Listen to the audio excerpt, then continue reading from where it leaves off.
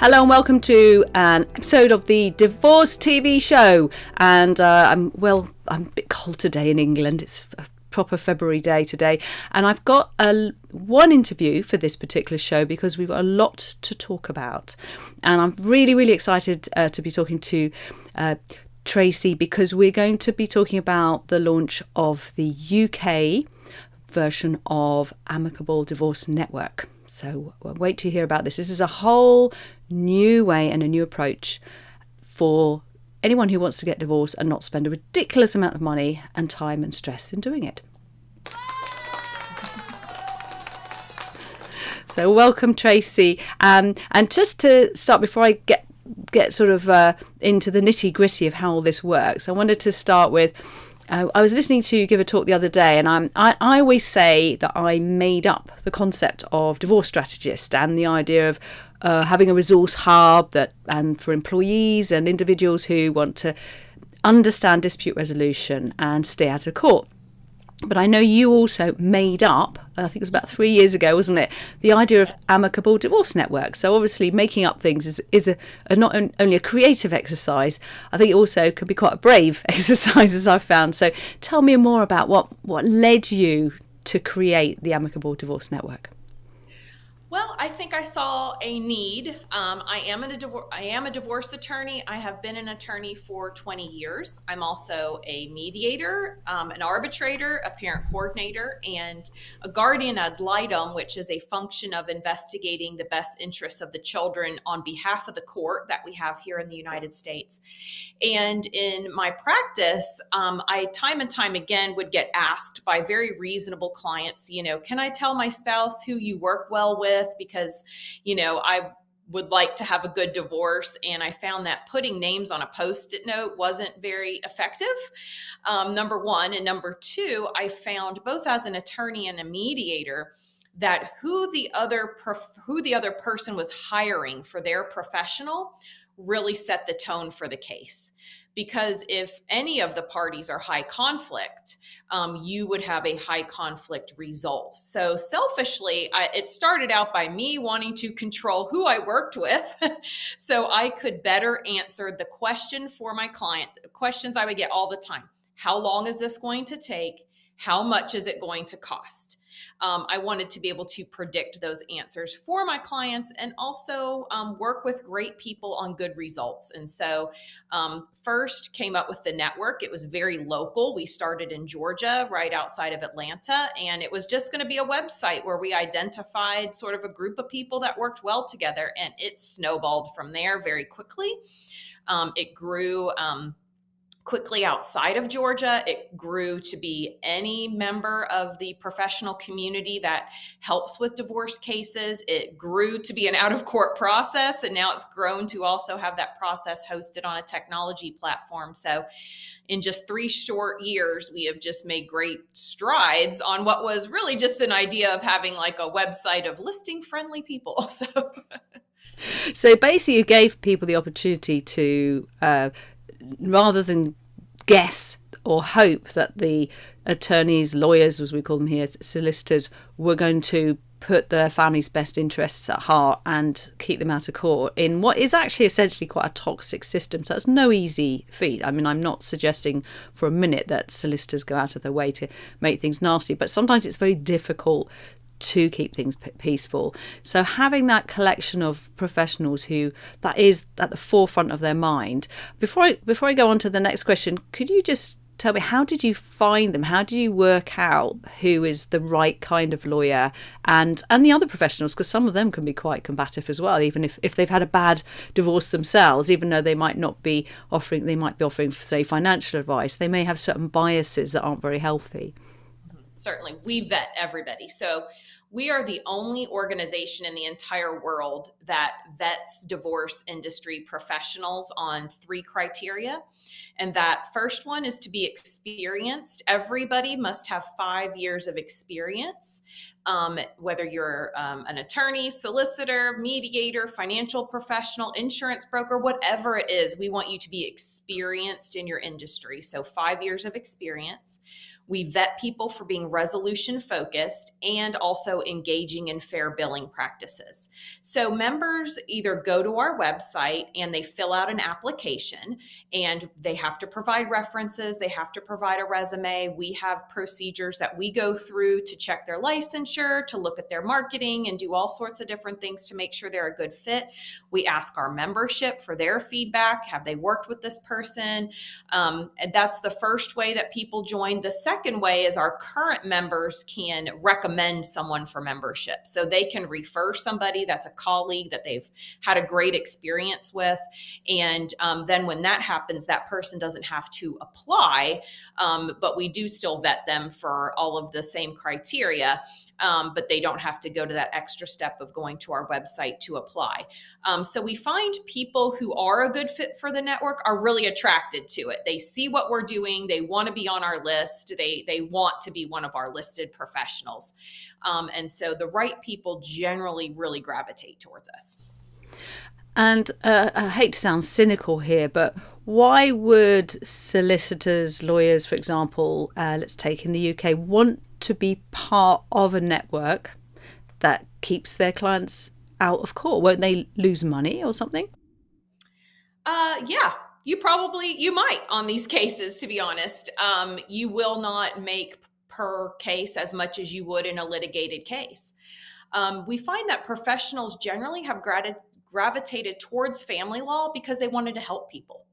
And one of my pressure points, I've been practicing for 20 years, and what I found was I didn't feel like I was helping people. I felt like I was reacting to some of the nasty choices and some of the things that were being done by opposing counsel. Clients were wasting money on legal fees. I had, unfortunately, a client that had to drain a college bank account for one of her children to pay for what the other party was doing.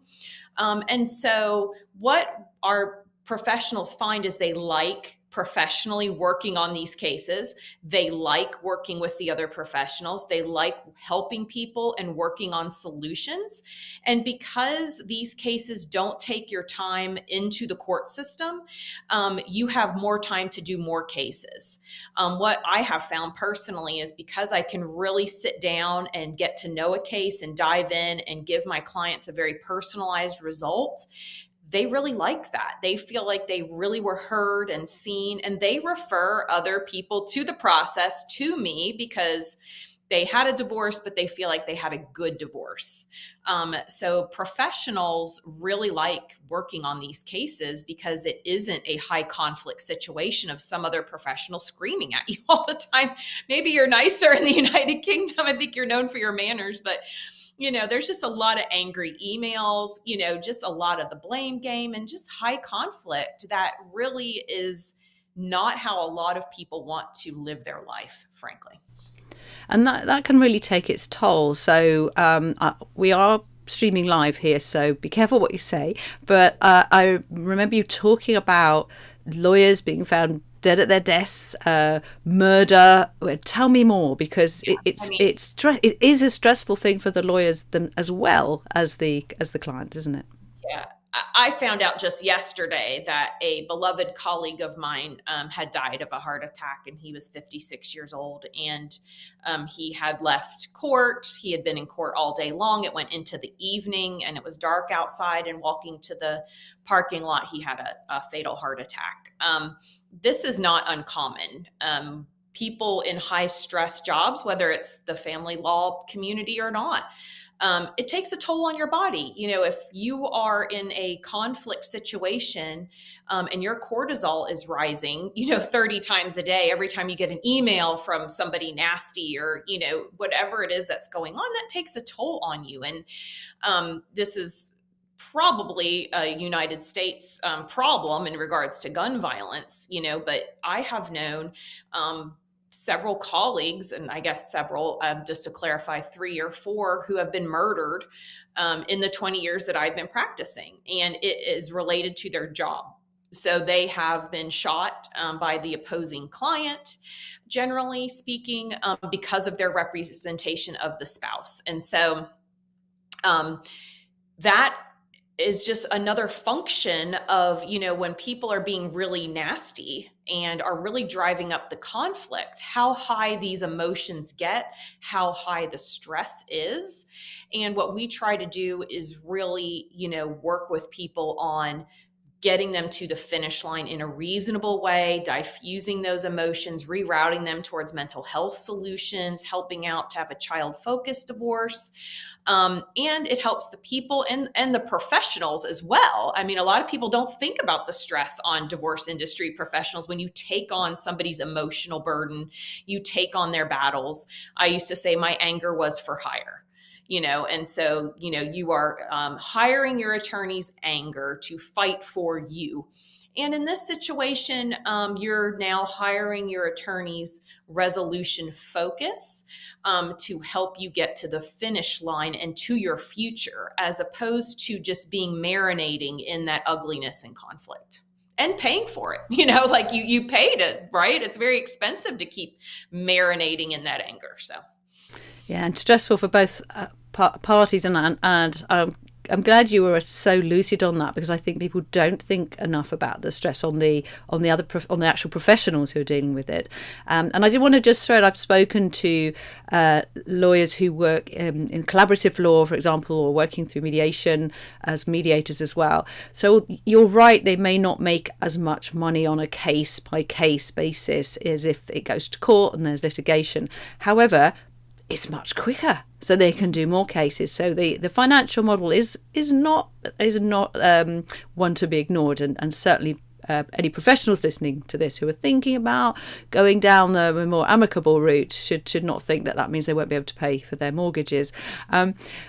With collaborative law, that's something that in the UK, the majority of people I speak to have never even heard of it. They don't know what it is. And the sort of simplistic version I give of it is you've both got a lawyer, but you sit across the table and talk to each other, and no expensive letters, and everyone is focused on a healthier outcome. So that certainly sets a precedent for the way Amicable Divorce Network works. And I know that collaboratively trained lawyers are particularly ideal for this process. So can you give some ideas, whether it's someone who's looking to get divorced or a lawyer, to help us understand better what are the differences, and why is this not the same as the traditional collaborative law process? First, we find many collaboratively trained professionals are attracted to the Amicable Divorce Network, and they have a misconception they need to choose between the two processes. And first of all, you don't. When I introduced myself, I said I was an attorney, a mediator, an arbitrator, all those different things. So amicable divorce is a new tool that you can offer clients. Maybe it's a better fit for them than collaborative based on some of the differences that I'll point out. So you have a different offering. The first thing that's a major difference is that we vet our professionals first. Collaborative is education based. So they say anybody that takes our training is deemed to be collaborative, whereas we say you're not allowed to take our training until we vet you. So we vet people on the front end for being, like I said, resolution focused, experienced, and engaging in fair billing practices. We do remove people from the network, and we have. And unfortunately, some of those have been collaboratively trained. And so they didn't pass our vetting test over time. They ended up being high conflict collaborative people. So we put the filter on the front end for the professionals. And once you get through, then you get our training. Another big difference is that we do not compromise confidentiality. In a traditional collaborative case, everybody is talking very candidly about the case. And here in our ethical rules, if you hire any collaborative professionals and then the case gets contested, all of those professionals have to excuse themselves from the case and the couple starts over. We do not, nobody does anything different. I don't give my clients secrets. Neither does a mental health professional. So if a case gets contested, you can keep it if that's part of your practice to continue to serve clients in a more litigated posture. You can do that. Nothing you're doing is any different. We just give you training on really how to diffuse people and keep them future focused. Collaborative has a mandatory team of professionals, the attorneys, the coaches, the mental health professionals, and financial. Although we really encourage a team approach, that can get very expensive for people. So we're very cognizant that not everybody could afford a collaborative approach. They can't, pay 4 to 5 different professionals to help them. So with Amicable, we customize that team if we need it. So it's based on the needs of that family. So for example, I had a case that involved a child with special needs. And so we brought in a special needs expert for the family to help them set up the appropriate paperwork to assess, could the child ever work? How long does support need to occur? Things of that nature, because that's what that family needed. That was what was important to help get them to the finish line. And so they invested their funds in those types of professionals. So we really designed the process for that family. And that's part of our training, is who do you need on your team, and who can they afford? It's absolutely not intended to bankrupt or put anybody, in a financial bind. Our process is here in the United States utilized by the University of Georgia Family Law Clinic for low income parties who use it and get a free divorce process, essentially. So it's across the board up to, we've done some very large financial estates of, upwards $20-60 million estates. We also collect all of the professionals all over the world, and we have them in one central database. So if you need to find a referral, if you need to find an attorney, you need to find a professional in another state, another country, have them all in one spot. You go to our membership directory and you want to find somebody. We always say we're collecting all the good eggs for one basket. So I don't know that Collaborative has one essential database. And lastly, we have our technology platform. So all of our members get free access to this platform. It is for the exchange of information, gathering of financial information, parenting plan information, and you can collaborate with other professionals on the cloud. That's something that we also offer to all of our members for free, do free training on that. And so if you need to invite in a mediator, opposing counsel, a financial professional, anybody to view this information, clients aren't giving the same information to multiple people. They can just invite collaborators to this platform, and it does settlement scenarios. It's very savvy. So people really like that as well, and it helps streamline our process. It's just such a sensible, sort of well-organised system. But one of the key reasons that I was so keen to get involved and to help launch this in the UK is not just because of the ethos of it. And when we first talk, we knew we were on the same page 100%. It's also because from the client's point of view, they may say, well, we'll try mediation. Oh, that didn't work. Usually because they weren't prepared for it properly, I have to say. It's which is one of the things I'm always focusing in so much, is don't go to mediation until you're ready. And a lot of that process happens naturally within the Amicable Divorce Network process. But it's the fact that they're kind of held in a system that has enormous flexibility, but they're kind of looked after. They're not being sent from one professional to another professional and feeling they failed at this bit, so they've got to go and do that bit. And it's very chaotic, and they've already got enough on their plates. So what I love is the fact that people are very held in this process. But one of the key things I think that a lot of people will be asking is, well, it's fine if we get on really well and, me and my soon-to-be ex, but what if they don't even know yet if their soon-to-be ex is going to participate or help, or if they're going to be incredibly narcissistic or very difficult? How, there's those people can find themselves literally going from one professional to another. But when they come through this network, what is their experience?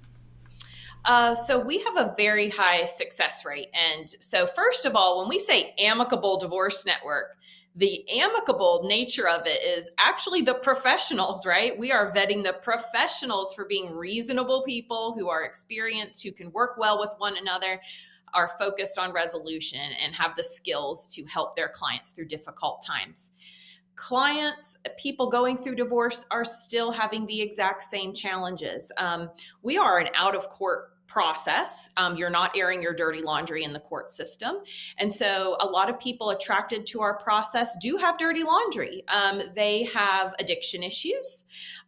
They have personality disorders. They have lots of different challenges presented to them that are presented to the professionals in our network to deal with, and we give them advanced training on how to do that. And so they don't have to be amicable. The only thing in the entire world that they initially have to agree upon is that we are going to use this process to get us divorced.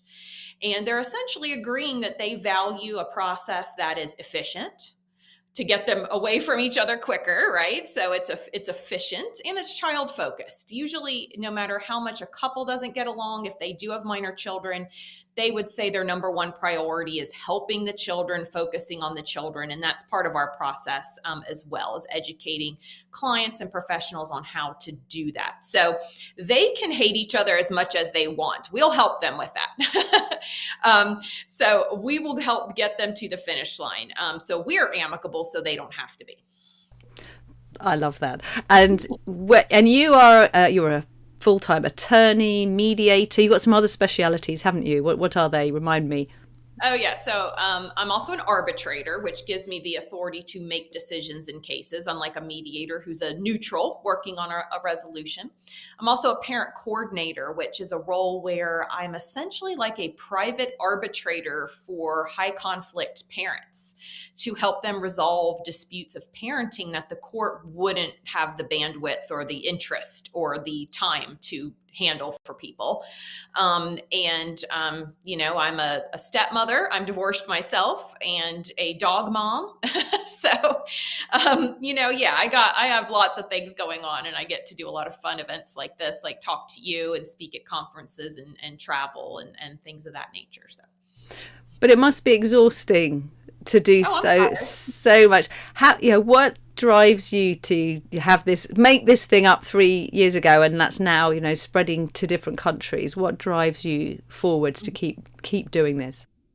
Well, my parents never let me win at Monopoly. I always had to earn it, right? So I'm used to being a type A and a hardworking personality. But really, I think I get a lot of satisfaction in feeling like I'm actually helping people again in family law, that people are thankful to have this process. They are thankful that they had as good of a divorce as they could have had. They're already going through such a terrible time. The system, the process doesn't need to make it any worse on people. You're just creating, bad citizens, bad co-parents, things of that nature by causing them to conflict with one another. So seeing how much the clients get from it, getting to connect with just the most amazing professionals all over the world, who, when I start talking about this, just like when I did with you, Susie, I mean, their eyes sparkle and they're like, these are my people. This is, we have the same vision of actually helping people, because for the longest time, being a litigation attorney, again, I just felt like my anger was for hire, and it's money wasted. My client may as well have just put it on the floor and just burned it. And so, there's no sense in paying for that.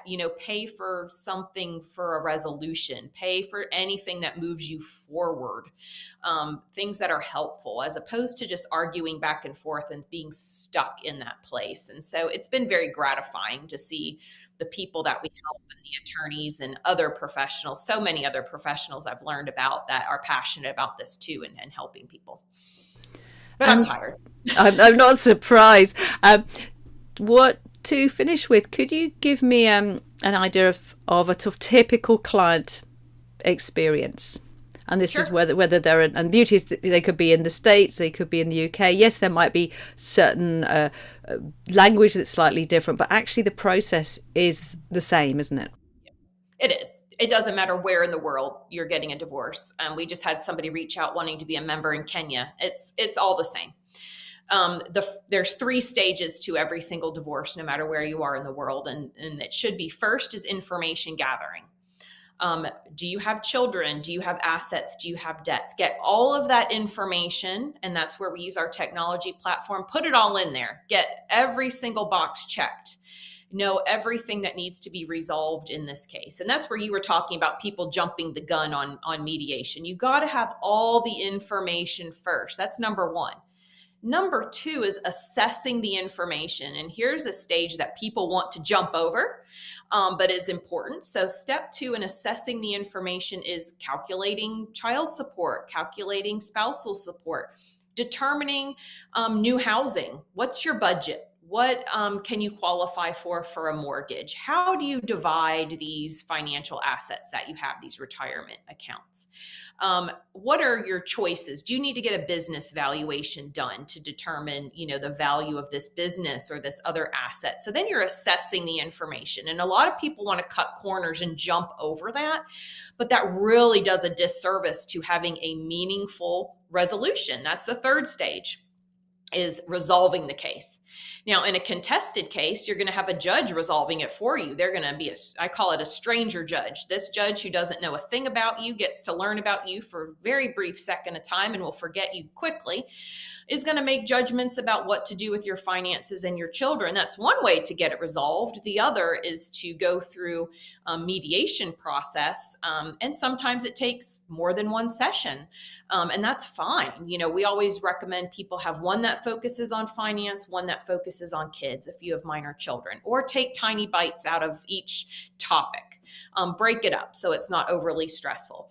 And then you're resolving your case with all of the good information that you needed, so the client and the professionals are fully informed about what their choices are. Nothing is left out that you're like, gosh, I wonder what the value of that was. I guess I'll never know because I, just signed this document. So you can choose to resolve it yourself and be creative, and have something that's so individual to your family and your needs, or you can turn it over to a stranger judge. So obviously we advocate for taking control yourself and coming up with a solution that is really designed for your family. Brilliant. And so I'm hoping to invite many people in the UK to make the most of this. I'll be putting links underneath this video shortly so they can find it. And thank you so much, Tracy, for not just for being here to talk about it today, but for creating this wonderful, wonderful thing that was so, so needed. In fact, just before you go, could you just let us know why I was interested in the history of it in relation to collaborative law, because that has worked really well in some places in the UK and others hasn't been taken up, but that was kind of part of the history of this, wasn't it, in Georgia, because collaborative law just wasn't happening. Yeah, I was looking for a different way to focus my practice a few years ago on out-of-court solutions and, just being more resolution focused. And we didn't have collaborative law anymore in the state of Georgia. It had just collapsed. And so I met with some of the professionals who are now a member of our group who had been a part of that, and asked them why didn't it work? And they were reporting it was too costly for people. So it really wasn't accessible to the middle class family or below. And having to hire all these professionals was cost prohibitive, and that people were working in these pods, I guess, these groups of people where if one person hired this attorney, the other spouse had to hire this other attorney because they were working in this pod, and it didn't allow people to choose their professionals that they identify with. So we definitely have it open to choice. People can go on our website. When the other professional, we send them a very nice letter and a booklet on the process, that the divorce is happening and we want it to be as resolution focused as possible. Send a very nice letter, as well as, they can go on the website and pick anybody. Do they want a man, a woman, someone close to their work, someone close to their home, a different fee structure? They can make a choice that's good for them. So that's very important to us as well. Thank you very much, Tracy, and get you back on the show soon. Absolutely. Thanks so much, Susie. Bye. I'm going to take us out with a little music.